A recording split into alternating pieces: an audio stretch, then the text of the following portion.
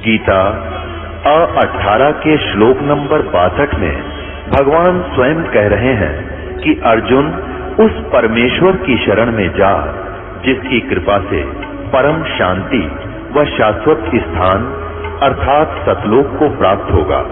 वो परमेश्वर कौन है, कहाँ है, कैसा है, जानने के लिए कृपया अवश्य सुनिए जगत गुरु तत्वदर्शी संत रामपाल जी महाराज के अमृत वचन।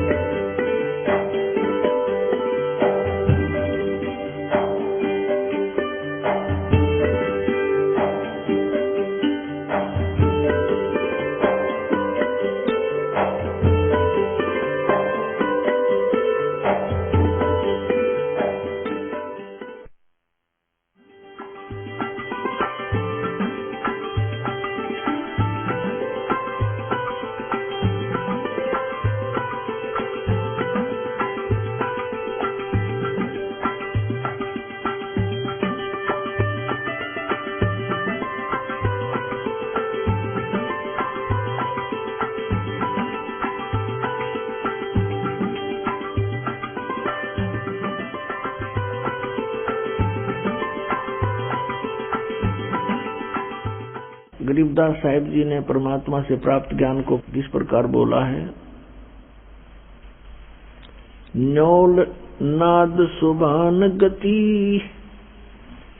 लड़े भुअंग हमेश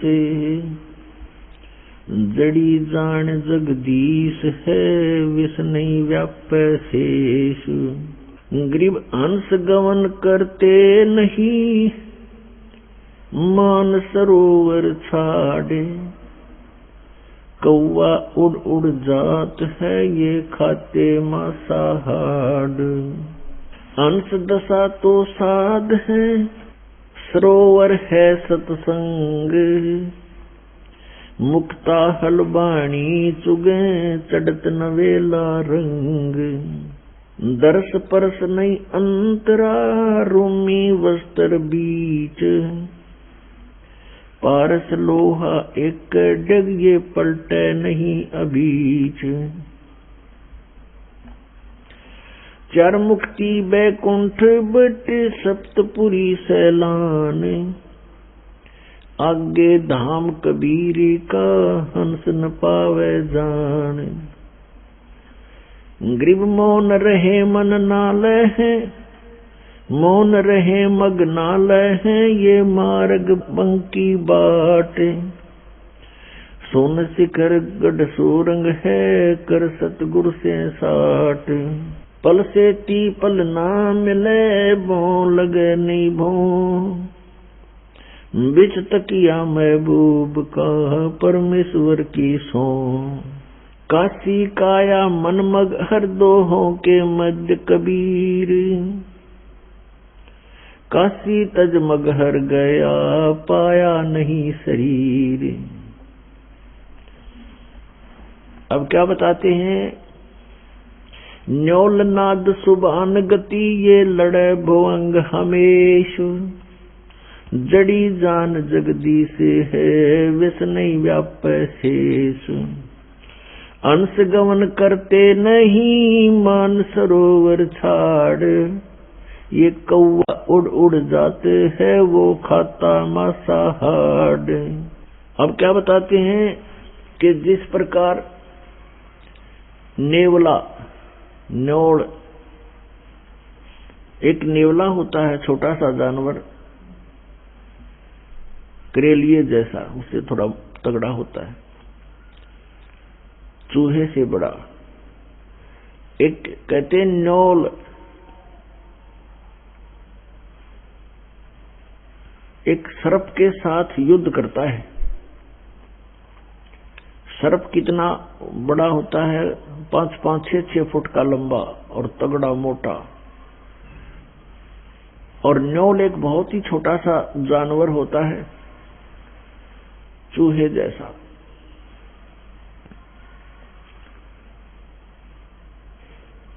और वो सर्प के साथ लड़ता है। कैसे किस आधार से लड़ता है कि एक वो क्या करता है कहीं जहां पर एक जड़ी होती है उस जड़ी की महक के सामने सर्प बेहोश हो जाता है, उसको चक्कर आने शुरू हो जाते हैं। उस जड़ी के आसपास यदि सर्प चला जाता है और इसका फायदा उठाता है नेवला। क्या करता है नेवला? जड़ी के पास जाता है, उसको अपनी श्वासों से सूंघ कर अंदर भर लेता है और सर्प के सामने आकर उसको श्वास छोड़ देता है और सर्प लड़ने को तैयार होता है तो उसके मुंह के सामने श्वास छोड़ देता है, उसको चक्कर आने शुरू होते हैं और सर्प भाग जाता है। तो यहां बताते हैं कि यहां समझो कि ये काल तो सर्प है, अजगर और जीव नेवला है, और जिस नेवले को यह जड़ी प्राप्त होगी सतनाम के श्वास के सिमरण की, उसके सामने फिर वो सर्प रूपी अजगर अर्थात काल भाग जाता है। जैसे फनपति मंत्र सुन, फनपति सर्प ने ऐसे फन फैला रखा हो और कहते हैं सपेरा एक मंत्र बोल देता है तो सर्प ऐसे किए हुए फैलाए हुए फन को सकोड़ लेता है, इकट्ठा करके भाग लेता है, एक तरफ मुंह मोड़ लेता है। परमात्मा ने वो मंत्र सतनाम 2 अक्षर का इतना शक्तिशाली और यूजफुल बताया है। जैसे फनपति मंत्र सुन रखे फन सकोड़े, ऐसे बीरा मेरे नाम से सतनाम से काल लेवे मुंह मोड़े। यहां उसी का प्रमाण दे रहे हैं। न्योल नाद सुभान गति लड़े भुजंग हमेश, जड़ी जान जगदीश है व्यस नहीं व्याप शेष। न्योल नाद सुभान गति और लड़े भुजंग हमेश। जिस प्रकार एक छोटा सा नेवला एक 8-9 इंच का लंबाई का जानवर और 6-7-8 फुट लंबे तगड़े सर्प को काबू कर लेता है, विजय पा लेता है, उसके पास एक जड़ी होती है। उस जड़ी को, उस औषधि को सूंघ कर आता है, पौधा होता है, उसको सूंघ कर आता है और सर्प के मुंह के सामने श्वास छोड़ देता है। सर्प विवश हो जाता है, चक्कर आने शुरू हो जाते हैं, वो चल पड़ता है, पराजित हो जाता है। फिर नेवला उसको मार डालता है। यहां वही बताते हैं कि जो सही सतनाम पूर्ण संत से प्राप्त करके जाप करता है तो वो सतनाम परमात्मा के द्वारा दी हुई जड़ी है, वो इस काल रूपी सर्प को ऐसे विवश कर देगी, आप पर कोई असर नहीं कर सकता, पराजित हो जाएगा। हंस गवन करते नहीं मान सरोवर छाड़े, कौवा उड़ उड़ जाते है ये खाते मांसाहारे। एक हंस पक्षी होता है, एक कौवा होता है, एक बुगला होता है, बुगला। हंस और बुगले में कोई अंतर नहीं होता, एक जैसी उनकी बॉडी होती है। हंस की और बुगले की कैसे पहचान की जा सकती है कि किसी सरोवर पर ये दोनों पक्षी हों, उनकी ये पहचान होगी कि बुगला तो खाएगा मच्छी, कीड़े मकोड़े गोगे, और हंस नहीं खाता। हंस केवल मोती खाता है। हंस के अंदर एक और पहचान, एक और विशेष गुण होता है कि जैसे आप एक गिलास दूध में एक गिलास जल मिलाकर हंस के सामने रख दो, वो अपनी चोंच से पीना प्रारंभ करेगा, दूध को ग्रहण कर लेगा, जल एक गिलास जो का तो रह जाएगा। उसके अंदर परमात्मा ने ऐसा गुण दिया है। कहने का भाव ये है कि जैसे अच्छी आत्माएं होती हैं जो परमात्मा की भक्ति करते हैं, वो विकार रूपी कीड़े मकोड़े नहीं खाते, जैसे शराब पीना, मांस खाना, अश्लील गाने सुनना और नाचा कूदी करना, बेमतलब के फंड बकवाद करना, ये समझो बुगले के लक्षण हैं। और हंस वो होता जिसने दूध और पानी छान लिया, अलग अलग कर लिया, भले और बुरे को पहचान लिया, कौन परमात्मा है, कौन सा मंत्र है जो मोक्षदायक है, कौन से कर्म हैं जो हमने करने चाहिए, कौन से कर्म ना करने चाहिए। जिस व्यक्ति ने ये दूध और पानी छान लिया, पहचान लिया, अलग अलग जान लिया, वो हंस तुल्य होता है।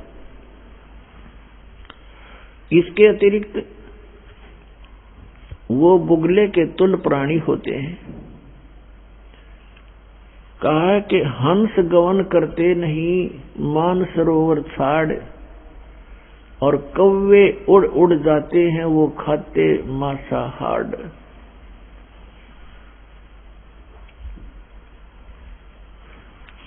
और यही दशा बुगलों के बारे में बताई है कि जो अच्छी आत्माएं होती हैं वो सत्संग रूपी सरोवर को छोड़कर नहीं जाते, जहां राम नाम के मोती उपलब्ध होते। और जो कव्वे जैसे व्यक्ति हैं, बुगले जैसे व्यक्ति हैं, वो उस सरोवर पर नहीं टिक सकते जहां पर मच्छी, कीड़े मकोड़े, घोंघे खाने को नहीं मिलते। वो मोती आहार नहीं कर सकते, कर्महीन होते हैं। ये सत्संग रूपी सरोवर में हंस ही रह सकते हैं, क्योंकि यहाँ केवल मोती बखेरे जाते हैं, यहाँ पर बकवाद नहीं होती है, या ना कोई अश्लील गाने होते हैं, ना या कोई ऐसा आहार खाद्य पदार्थ होता है, ना कोई चटपटी बकवाद होती है। सिंपल आहार होता है, स्वच्छ आहार होता है, और साथ में उच्च विचार होते हैं। तो उनको हंस ही ग्रहण कर सकते हैं, कौवे नहीं रुक सकते। उनकी आदत बकवाद करने की, मांस खाने की, यानी शराब पीने की है, सिनेमा देखने की है, और माया जोड़न की उनकी एक विशेष प्रवृत्ति होती है। तो वो व्यक्ति सत्संग में नहीं रह सकते, वो यहाँ से तुरंत भाग जाते हैं। अंश दशा तो साध है, ये सरोवर है सत्संग, मुक्ता हलबाणी चुगे फिर चढ़े नवेला रंग।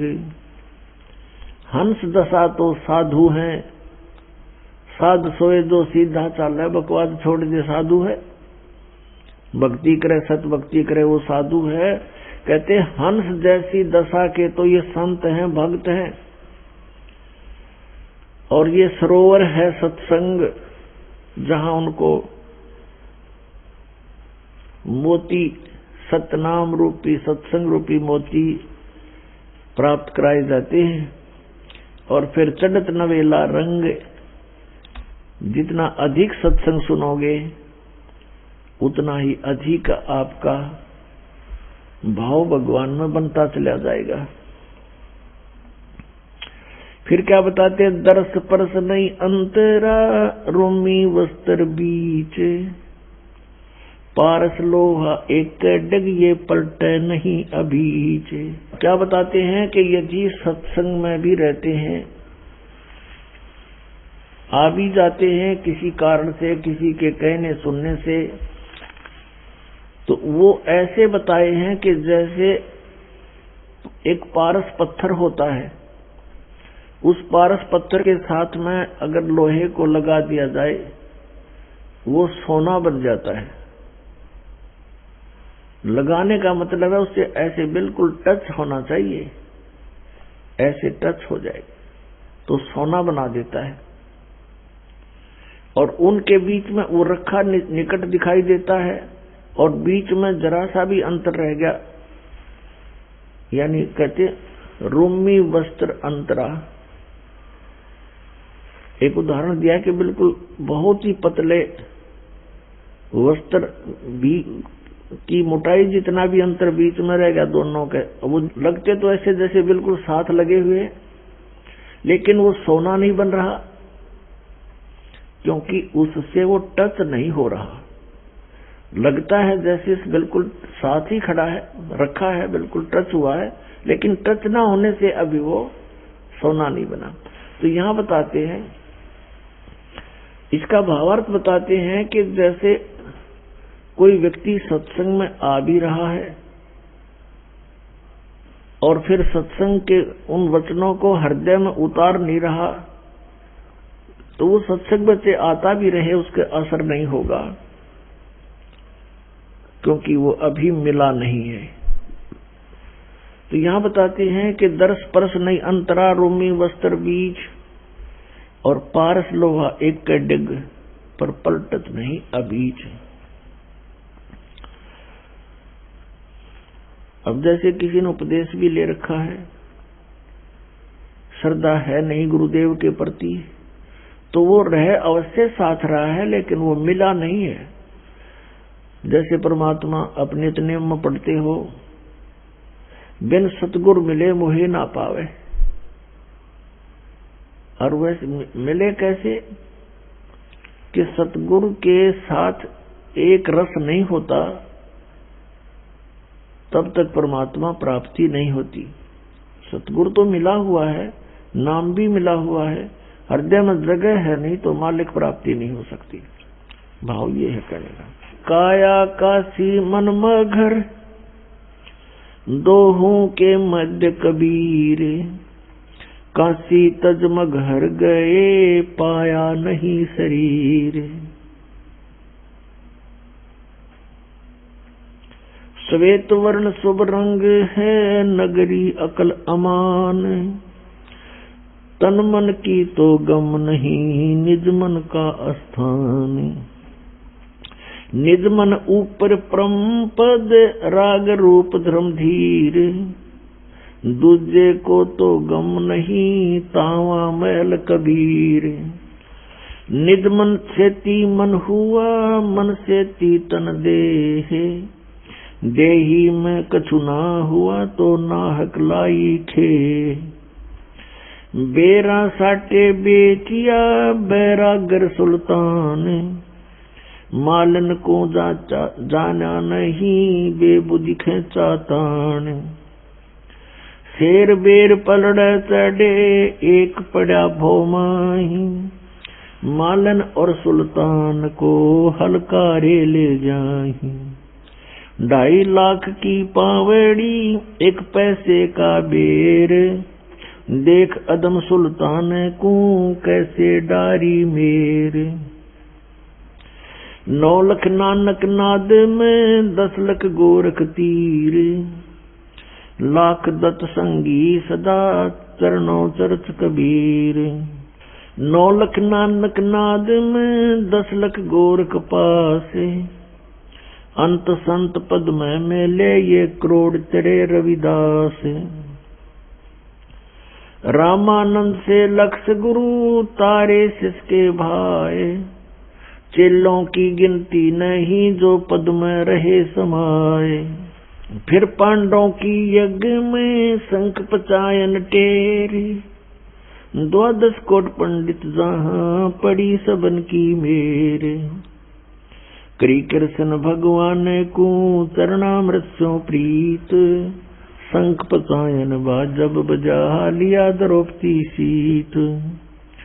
12 कोट पंडित जहां, और ब्रह्मा विष्णु महेश, चरण लिए जगदीश को, जिसको रटता शेष। वाल्मीकि के बाल सम, नाही तीनों लोक, सुर नर मुनि जन कृष्ण, सुधिये पंडों पाई पोख।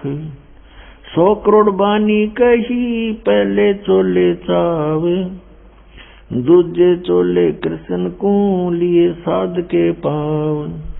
कथा रामायण रस भरी, आगम अगम अगाध, वाल्मीकि के चरण को सभी चर्चा साध। गरुड़ बोध बेदी रची ये राम कृष्ण हैरान। लंका पर धावा किया जद का कहूँ बयान। उत्पत्ति पर लो जाते हैं ये अंत कोट ब्रह्मंड। जोग जीत समझाइया जब उदरे काग भूषण। वशिष्ठ विश्वामित्र से ये आवे जावे अनेक। कागभूषण की पलक में जो चावे सो देख। ऐसे कागभूषण हैं ये जोग जीत के दास। चर्चा ज्ञान सुनाए कर दीन्या पद में बास। दुर्वासा और मुनिंद्र का हुआ ज्ञान संवाद। दत्त तत्व में मिल रहे जागर विधानवाद।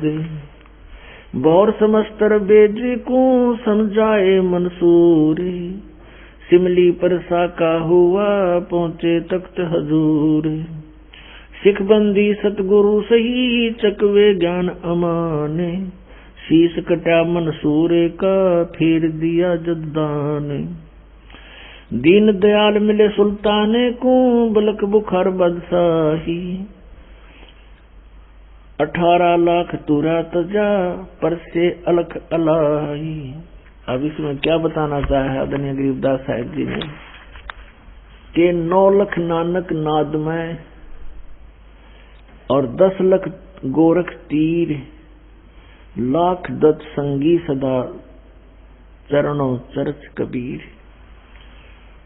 नानक साहब जी जैसी पुण्यात्माओं कहते हैं लाखों की संख्या में पार कर दी। और 10 लाख गोरख तीर। गोरख जैसे सिद्ध पुरुष जो यहाँ छोटी सी सिद्धि प्राप्त करके प्रभुता को प्राप्त था, कहते इसे 10 लाख परमात्मा के को ने पार किए जो ऐसी ही भूल में भटक रहे थे। लाख दत्त संगी सदा चरणों चरच कबीर। दत्तात्रेय जैसे भी लाखों पुण्यात्माओं को परमात्मा कबीर जी ने पार किया सत भक्ति देकर। फिर बताया कि रामानंद से लक्ष गुरु तारे सिसके भाई और चेलों की गिनती नहीं जो पद में रहे समाये। रामानंद जी जैसे लक्ष गुरु यानी लाखों गुरु तार दिए। उनको शिष्य बनकर उनका परमेश्वर रामानंद जी के शिष्य बन करके उनको सतमार्ग समझाया। और गुरु मर्यादा बनाए रखने के लिए अति आवश्यक जाना, इसलिए उन्होंने रामानंद जी को गुरु बना करके ये मर्यादा कायम रखी कि गुरु बिन माला फेरते, गुरु बिन देते दान, गुरु बिन दोनों निष्फल हैं ते पूछो वेद पुराण। अब क्या बताया है? काया काशी मन मघर दोहों के मध्य कबीर। और काशी तज मघर गए पाया नहीं शरीर। पुण्यात्माओं अज्ञान को हटाने के लिए परमात्मा स्वयं आते हैं और वो एक तत्वदर्शी संत की भूमिका करते हैं, यानी तत्व ज्ञान प्रचार करते हैं। अच्छी आत्मा को मिलते हैं, उनको अपने सामर्थ्य से परिचित कराते हैं। ये विधान है परमात्मा का। एक रामानंद नाम के बहुत बड़े विद्वान माने जाते थे, पंडित जी थे। चारों वेदों के, गीता के, 18 पुराणों के वो मर्मज्ञ माने जाते थे। और उन्होंने आकर के वहां बनारस में अपना, काशी में अपना डेरा स्थापित किया और 1400 ऋषि बनाए प्रचारक। वो प्रचार किया करते थे। और स्वामी रामानंद जी ये विष्णु जी के उपासक थे। श्री विष्णु जी को वो इष्ट मानते थे। गीता और वेदों का प्रचार करते थे। 18 पुराणों को वो एक विशेष ग्रंथ मानते थे। वेदों के तुल्य मानते थे।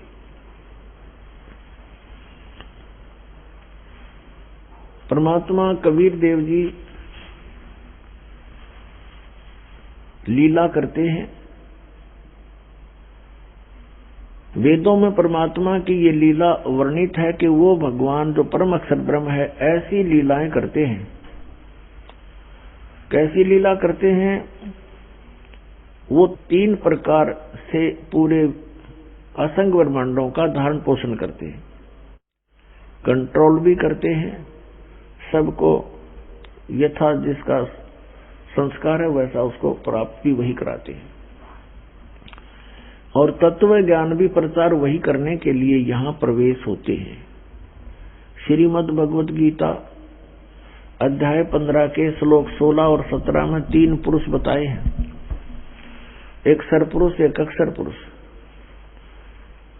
सरपुरुष तो ये 21 ब्रह्मांड का स्वामी है जिसे ब्रह्म कहते हैं, और अक्षर पुरुष है ये 7 संग ब्रह्मांड का स्वामी है, ये कुल का मालिक नहीं है। और 17वें श्लोक में 15वें अध्याय के गीता जी में कहा है कि उत्तम पुरुष तु अन्य परमात्मा इति उदारते, यह लोग चरम आविश्य विभर्ति अवय ईश्वर है। वो श्रेष्ठ प्रभु उत्तम पुरुष तो कोई अन्य है जो 16वें श्लोक में 2 पुरुष बताए हैं, एक सरपुरुष एक अक्षर पुरुष। इनसे भी अन्य है, क्योंकि सरपुरुष और अक्षर पुरुष ये दोनों नाशवान है। इनके अंतर्गत जितने प्राणी वो भी नाशवान है। जीव आत्मा नहीं मरती, वो तो किसी की भी नहीं मरती, गधे कुत्ते सूअर की भी नहीं मरती। 17वें श्लोक में तुरंत कहा है कि वो उत्तम पुरुष तो इन दोनों से, सरपुरुष और अक्षर पुरुष से कोई अन्य है, और वही तीनों लोकों में प्रवेश करके सबका धारण पोषण करता है। और वो परमात्मा कहा जाता है, वो है अविनाशी परमात्मा है, वास्तव में अविनाशी परमात्मा। वेदों में परमेश्वर पूर्ण परमात्मा की जानकारी है। वेदों का ज्ञान ब्रह्म दे रहा है, ब्रह्म सरपुरुष, और गीता का ज्ञान भी सरपुरुष यानी ब्रह्म दे रहा है श्री कृष्ण में प्रवेश करके।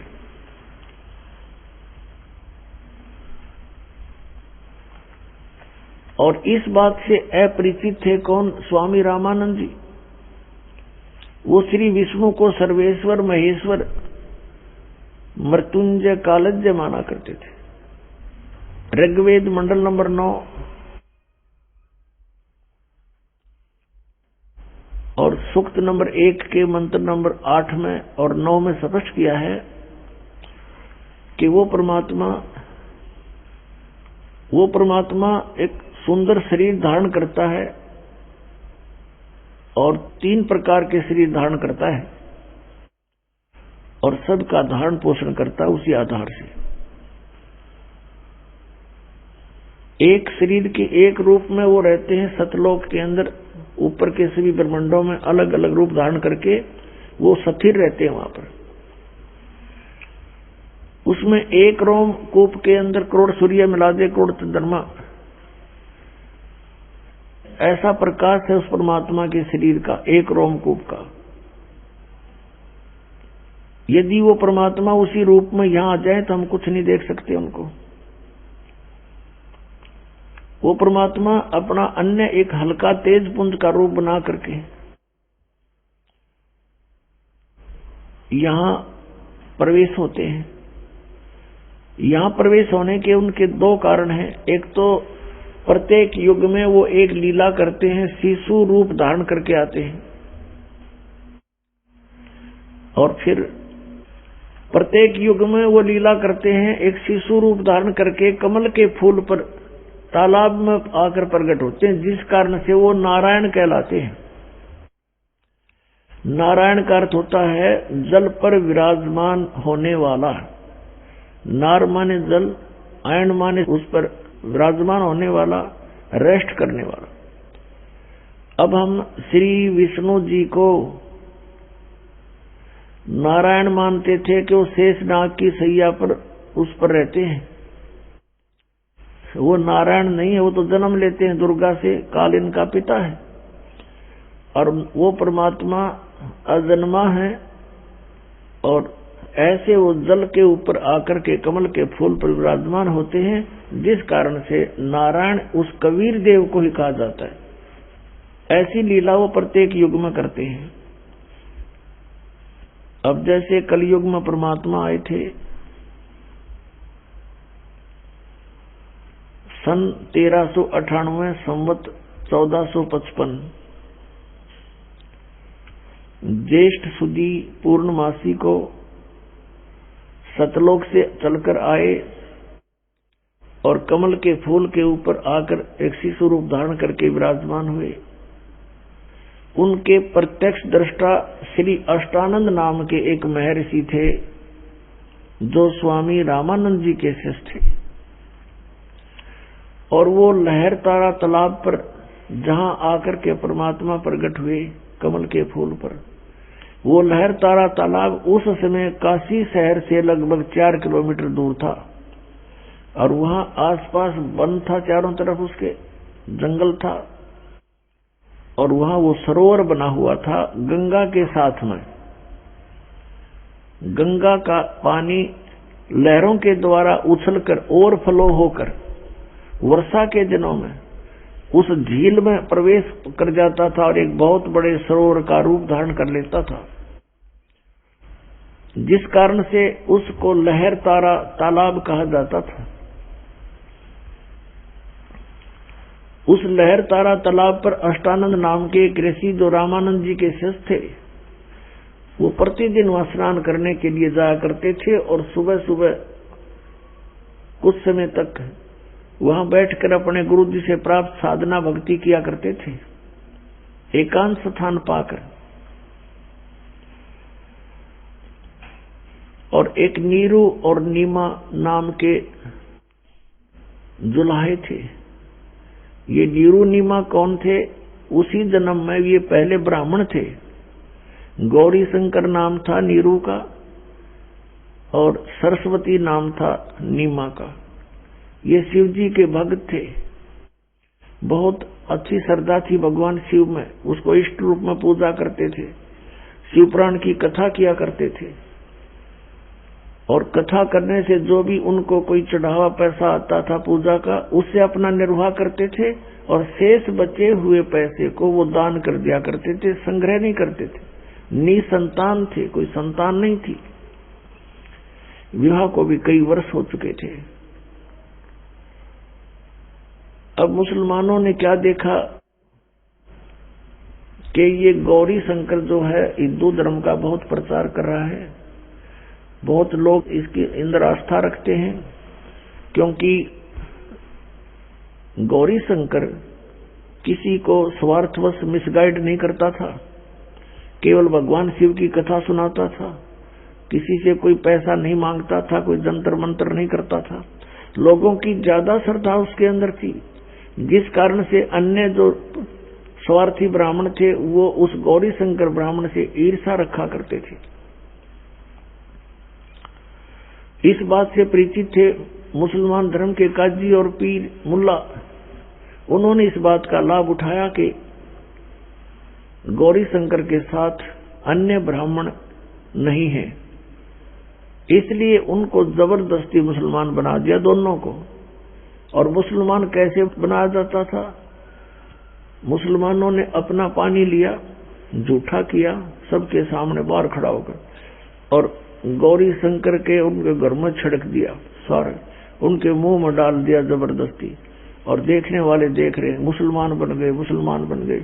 अब जो ब्राह्मण वर्ग थे, जो गुरु पद पर थे, वो ईर्ष्या करते थे गौरी शंकर का, और उन गुरुओं के अधीन अन्य हिंदू समाज था। उन गुरुओं ने, ब्राह्मणों ने सब जगह बोल दिया कि गौरी शंकर जो है मुसलमान बन गया, ब्राह्मण नहीं रहा, वहां मत जाना अब। और गौरी शंकर को और सरस्वती को गंगा में स्नान करना भी बंद कर दिया, विशेष स्थान पर, घाट पर, जहां सभी स्नान करने जाते थे। और मुसलमानों ने उनका नाम, गौरी शंकर का नाम रख दिया नूर अली और सरस्वती का नाम रख दिया नियामत। फिर जैसे उसको अपभ्रंश करके बोलते हैं, नूर अली को तो नीरू कहने लगे, नियामत को डीमा, ऐसे बोलने लगे। अब वो गंगा में स्नान नहीं कर सकते थे और प्रतिदिन स्नान करना उनका अपना एक निजी कर्तव्य था। वो स्नान करके ही अपना कोई साधना किया करते थे। अब भले ही मुसलमान बन गए थे, लेकिन क्रियाएं वो छोड़ नहीं पा रहे थे मन से। और स्नान करने के लिए उन्होंने स्थान देखा, वो लहरतारा तालाब जो काफी दूर है, और उसमें गंगा का जल ही लहरों के द्वारा उछल कर आता था। तो प्रतिदिन दोनों के दोनों वहां स्नान करने लहरतारा तालाब पर जाते थे, वहां स्नान कर आते थे। फिर अपना कोई जैसे मुसलमान रीति से भी उन्होंने करना पड़ता था, लेकिन अंदर से भगवान शंकर को भूल नहीं रहे थे। जिस दिन यानी ज्येष्ठ सुदी पूर्णमासी को संवत 1455 और सन 1398 को परमात्मा सतलोक से चलकर आए, उनका बहुत सुंदर तेज था, बहुत तेज था, और ऊपर से प्रकाश का गोला सा आता नजर आया। किसको? अष्टानंद ऋषि को, जो स्नान करके उस लहरतारा तालाब में अपनी साधना करने की तैयारी कर रहा था। उसने देखा कि बहुत तेज प्रकाश का एक तारा सा टूटा आकाश से और बहुत गति से नीचे को आया। उसकी आंखें चुंधी आ गई, आंखें बंद हो गई अष्टानंद की उस तेज के सामने। पहले तो प्रकाश का गोला दिखाई देता था, आंखें बंद करी तो क्या देखा कि जैसे उसमें एक शिशु रूप है, बालक का नवजात शिशु रूप दिखाई दिया। जैसे हम सूर्य की ओर देखते हैं तो सूर्य की तरफ देखने के बाद हम फिर आंखें बंद कर लेते हैं, तो हमें सूर्य का प्रकाश नहीं दिखाई देता, प्रकाश रहित उसका आकार दिखाई देता है। यही दशा उस अष्टानंद ऋषि की हुई। जब उसकी आंखें उस नूर को सहन नहीं कर सकी, बंद हुई, तो क्या देखा कि एक शिशु रूप है इसके अंदर। दोबारा आंखें खोली तो क्या देखा कि लहरतारा तालाब में एक कोने में वो प्रकाश सिमट गया, आगे उसको कुछ दिखाई नहीं दिया। अब वो उठकर चल पड़ा अपने गुरु रामानंद जी के पास, ये जानने के लिए कि आज मैंने ये क्या देखा, ये कोई मेरी भक्ति की उपलब्धि है या कोई मुझे भ्रम लगा है। स्वामी रामानंद जी के पास जाकर अष्टानंद जी ने प्रश्न किया कि हे गुरुदेव, आज मैंने एक अनोखा प्रकाश देखा, अद्भुत प्रकाश देखा, ऊपर से जैसे तारा सा टूटता है से नीचे को आया। इतनी गति से आ रहा था कि मैं वर्णन नहीं कर सकता, और मेरी आंखें उसको सहन नहीं कर सकी गुरुदेव। और जो ही मैंने आंखें बंद की तो उसके अंदर एक शिशु रूप दिखाई दिया, बच्चा, नवजात शिशु।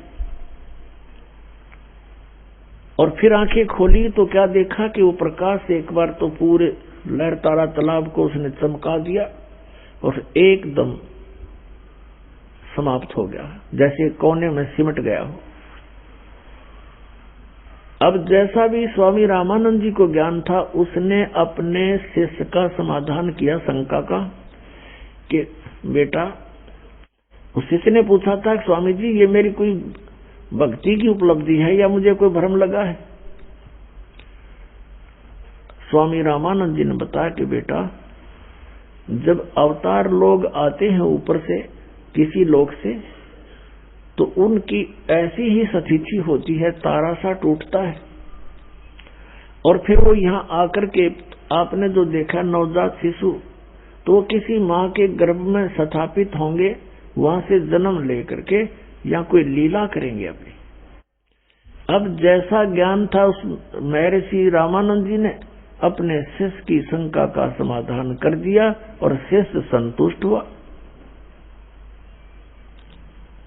अब इनको इतना ही ज्ञान है कि जितने भी अवतार आए हैं, श्री राम, श्री कृष्ण और भी जितने ये 9 और 24 अवतार मानते हैं, सभी मां से ही उत्पन्न हुए हैं। लेकिन वो अवतार जो लहर तारा तालाब पर कमल के फूल पर आया है, वो किसी माँ से जन्म नहीं लेता, वो अजन्मा है, वो स्वयंभू है, वो परिभू है, स्वयंभू है। उनका शरीर शुक्रम अकायम ऐसनाविरम, उस परमात्मा का शरीर माता पिता के योग से बनी उन बीज शक्ति से नहीं होता, और उनके शरीर में नाड़ी तंत्र नहीं है। इसलिए यजुर्वेद अध्याय नंबर 40 के मंत्र 8 में कहा है कि सप्रियागात, वो सबसे प्रथम देहधारी और सबसे पहला प्रगट पुरुष है। और शुक्रम अकायम कबीर मनीषी, वो कबीर देव, कबीर विद्वान, सर्वज्ञ, मनीषी माने सर्वज्ञ और कबीर माने कबीर देव, वो कबीर देव कबीर साहब सर्वज्ञ है। और शुक्रम अकायम ऐसनाविरम अवर्णम और अपाप विद्दम स्वयंभू परिभू।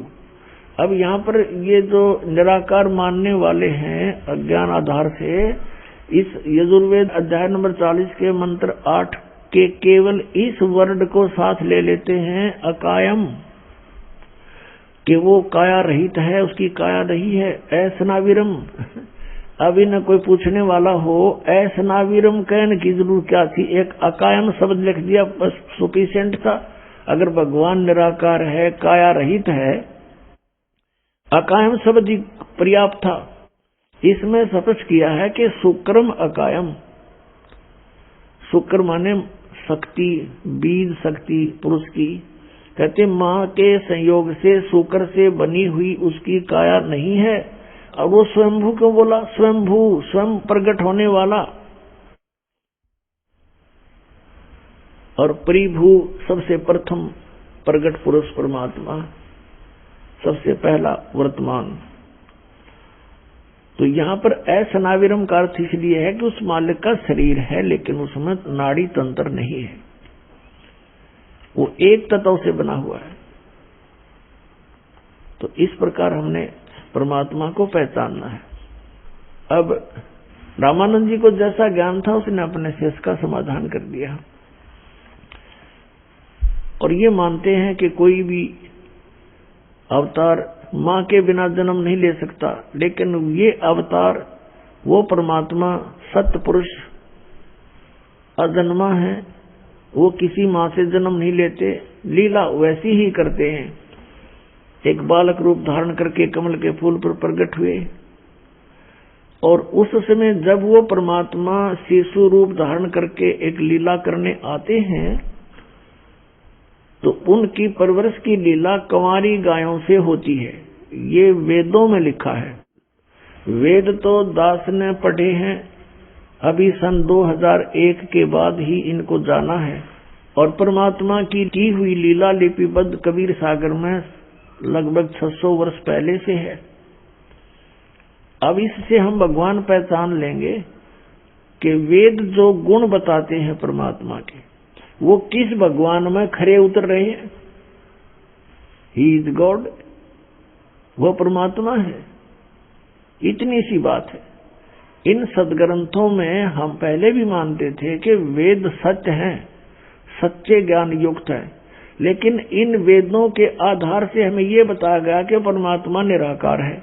लेकिन वेदों में लिखा है वो साकार है, सशरीर है, उसका नाम कबीर है, कबीर देव। तो जिनको हम विद्वान माना करते थे वो विद्वान नहीं, अज्ञानी अनाड़ी थे। संस्कृत भाषा जानते थे। संस्कृत भाषा पढ़ने वाला भी समझ सकता है कि परमात्मा सशरीर है, उसमें लिखा स्पष्ट है।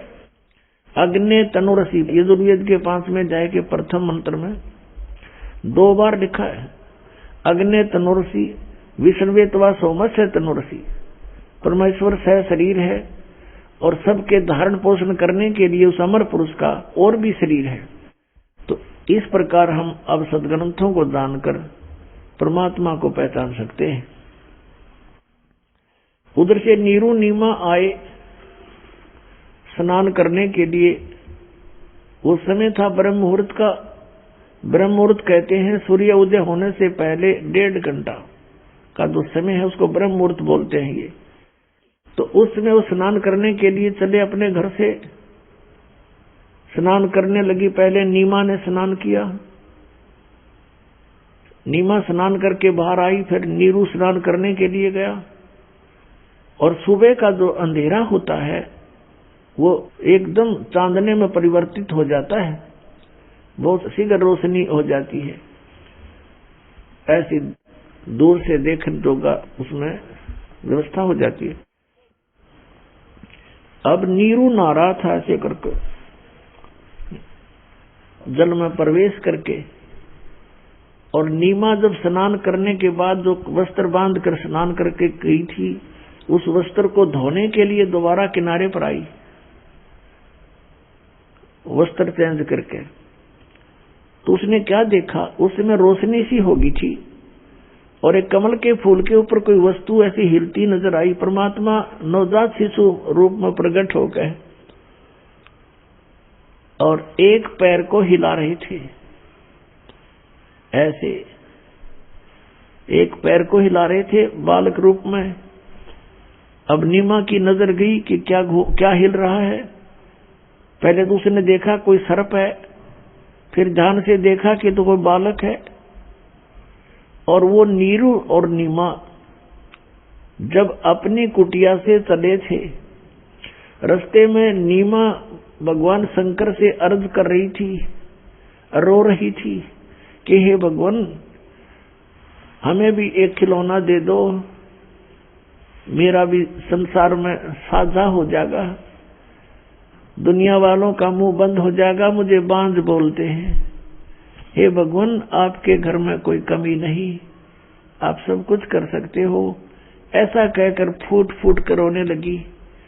नीरू ने कहा, नीमा तू तो बिल्कुल पागल होगी, भगवान को क्या पता नहीं हमारे दुख का, वो सब जानते हैं। यदि वो हमारे भाग्य में होता तो दे ही देते, हमारी किस्मत में नहीं है। और हमने कितने ज्योतिषियों से भी अपनी जन्म पत्री भी दिखा ली, हमारे भाग्य में पुत्र नहीं है। फिर क्यों अपना संतुष्ट कर, पुत्र हमारे भाग्य में है नहीं, और तू रो रो के अपनी आंखें और खराब कर लेगी, अंधी हो जाएगी, बुढ़ापे में उंगली पकड़ने वाला कोई है नहीं, तुझे दूना दुख हो जाएगा, तो रोया मत कर।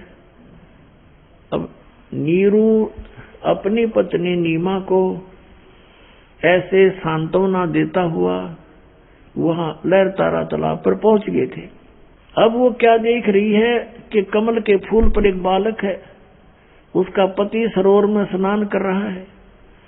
नीरू तब उसने कहा कि देखियो जी, कमल के फूल पर बालक है, कमल के फूल पर बालक है। अब नीरू दुखी आत्मा से कह रहा है, दुखी हृदय से, और स्नान भी कर रहा है पानी डाल डाल कर। कहने लगे, नीमा तू मानती नहीं मेरी बात को, तू पागल हो चुकी है, अब कति मेंटल होली, तुझे जल में भी बच्चे दिखाई देने लगे। हे परमात्मा, इसको सद्बुद्धि दो। अब नीमा कहती है फिर जोर से कि देखियो जी देखियो, सचमुच देखना बच्चा डूब गया। अब उसने देखा कि किस प्रकार बोल रही है, जिधर वो संकेत कर रही थी उधर ध्यान किया, देखा कमल के फूल पर नवजात शिशु सचमुच लेटा हुआ। अब नीरू ने आओ देखा ना ताओ देखा कि कई बालक डूब ना जा, फटाफट कमल के फूल सहित तोड़ के और उठा लिया। अब परमात्मा जब कमल के फूल पर दिखाई दिए तो नीरू ने कमल का फूल समेत तोड़ करके अपनी पत्नी नीमा को थमा दिया। यह आप चित्र में देख रहे हैं। अब नीमा उस बालक को प्राप्त करके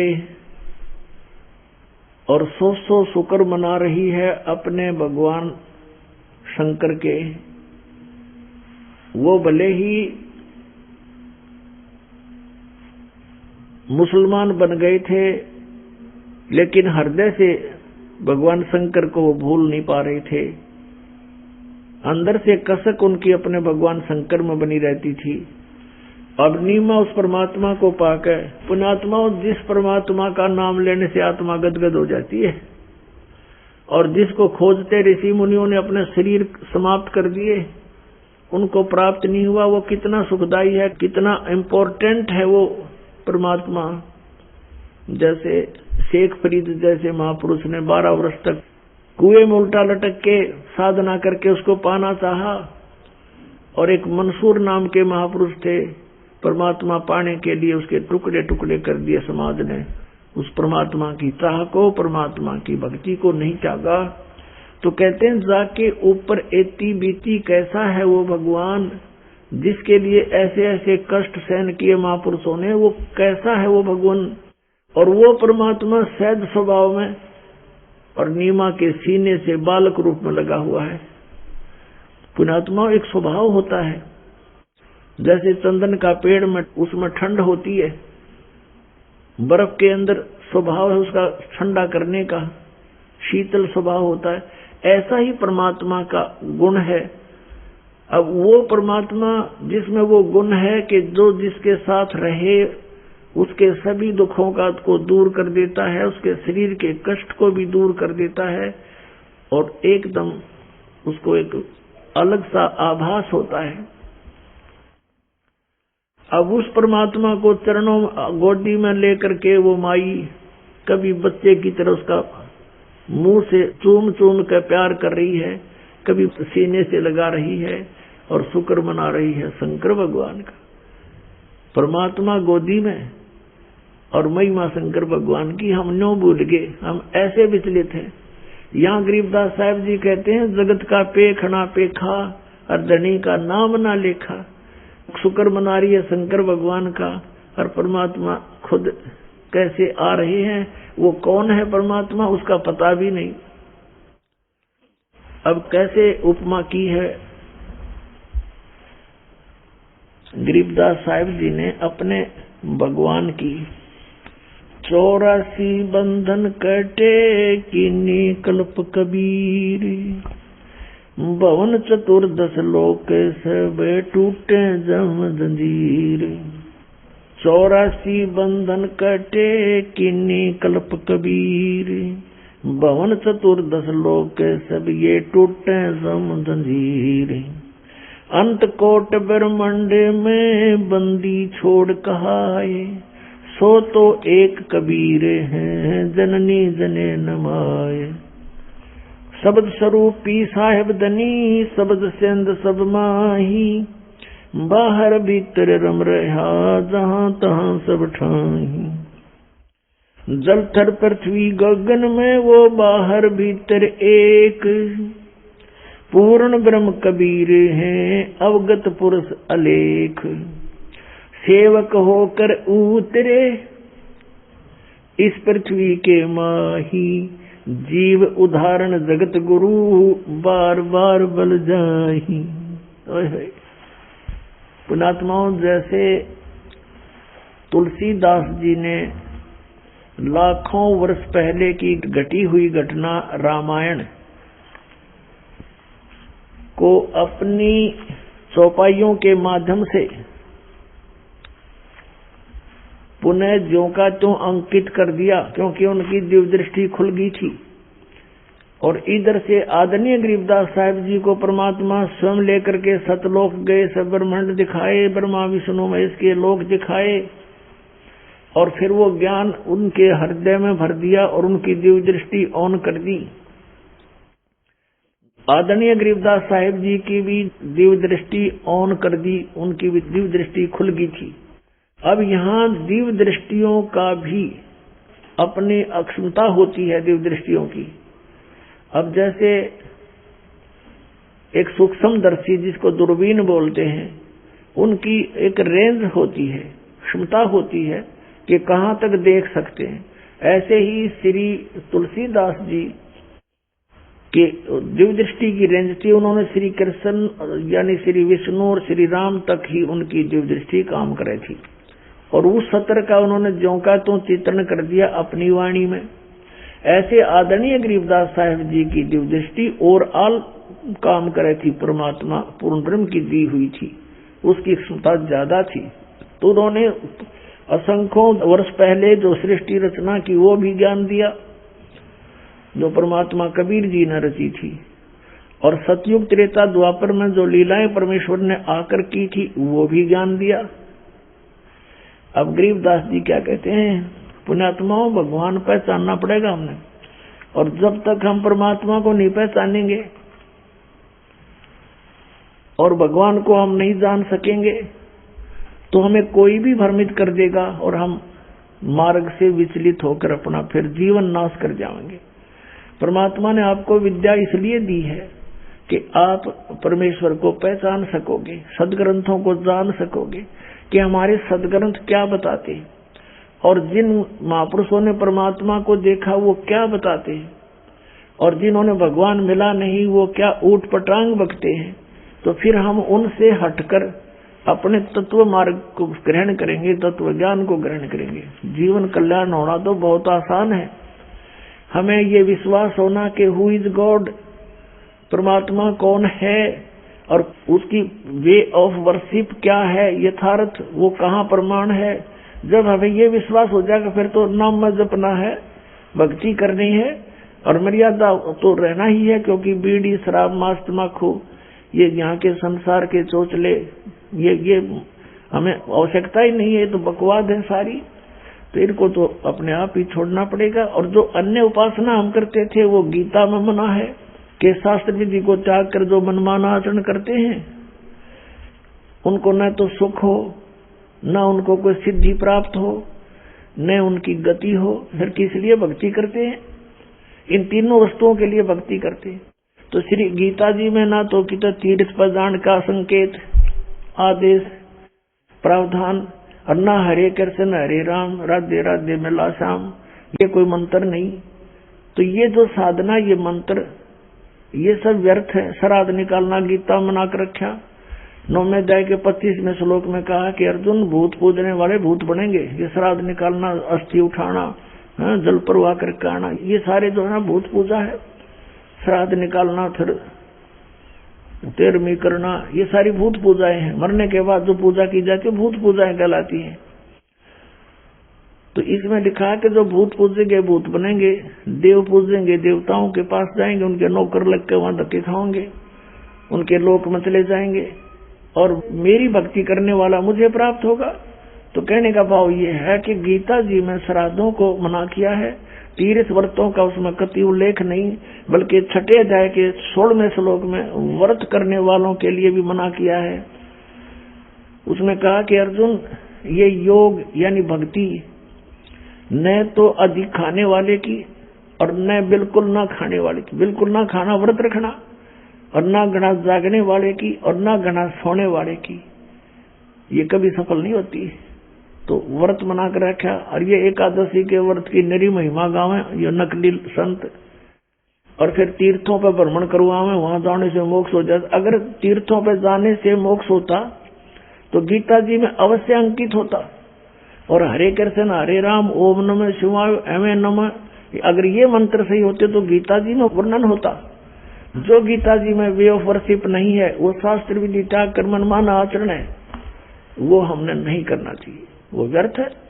फिर भगवान को पाना बहुत आसान। गीता जी में कहा कि मेरी भक्ति करनी है तो ओम इति एकाक्षरम ब्रह्म व्यवहारण मामन समरण ये परियाति तदंदेहम सयाति परमाम गतिम, 8वें अध्याय के 13वें श्लोक। मुझ ब्रह्म का केवल एक ओम मंत्र है, नथिंग एल्स। अंतिम सांस तक भक्ति करता हुआ जो शरीर छोड़कर जाता है सो याति परमाम गतिम, वो मेरे यानी ब्रह्म से मिलने वाली जो परम गति है उसको प्राप्त होता है। कहाँ ब्रह्म लोक में चला जाता है।